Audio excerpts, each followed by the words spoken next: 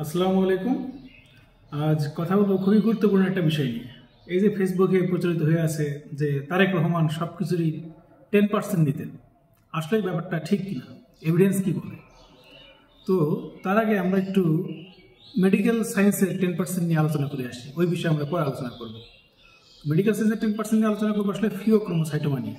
এটা কিসের টিউমার? এটা হচ্ছে অ্যাড্রিনাল গ্ল্যান্ডের মিডুলার টিউমার। অ্যাড্রিনাল গ্ল্যান্ড কোথায় থাকে? নামের ভিতরেই আছে, অ্যাড রেনাল। রেনাল মানে কিডনি, অ্যাড মানে হচ্ছে অ্যাডজাঙ্ক, মানে কিডনির পাশেই, যেটা মানে কিডনির জাস্ট উপরেই থাকে যে গ্ল্যান্ডটা, এটা অ্যাড্রিনাল গ্ল্যান্ড। কর্টেক্স আছে, মিডুলা আছে। অ্যান্ড মিডুলার টিউমার আসলে স্পেসিফিক্যালি বললে কোন সেলের টিউমার?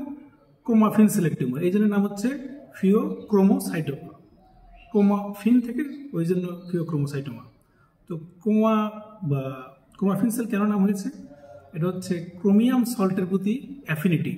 ক্রোম আফিন, অ্যাফিন মানে অ্যাফিনিটি, আর ক্রোম মানে ক্রোমিয়াম সল্ট। ক্রোমিয়াম সল্টের অ্যাফিনিটি থেকে আসছে ক্রোমাফিন নাম। তো এরকম একটা সেল ইন্টেস্টিনেও আছে, যেটাকে আমরা বলি এন্টারোক্রোমাফিন সেল, যেহেতু এন্টারো মানে ইন্টেস্টিন।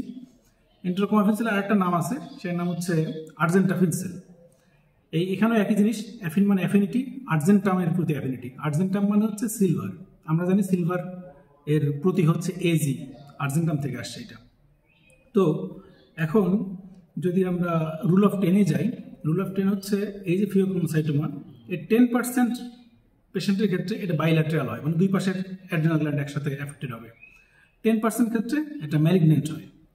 10% ক্ষেত্রে এটা এক্সট্রা অ্যাড্রিনাল হয়, মানে অ্যাড্রিনাল গ্ল্যান্ডের বাইরেও হতে পারে। আর 10% ক্ষেত্রে এটা ফ্যামিলিয়াল কজ থাকে।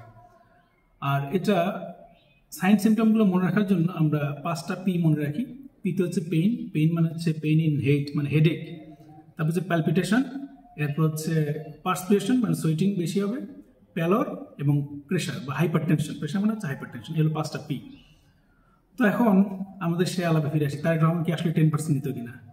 ধর্মিয়া তারেক রহমান 10% নিত কিনা এইসব চিন্তা বাদ দিয়ে দিনের অন্তত 10% সময় পড়াশোনার কাজে লাগান, বহুত ফায়দা হবে।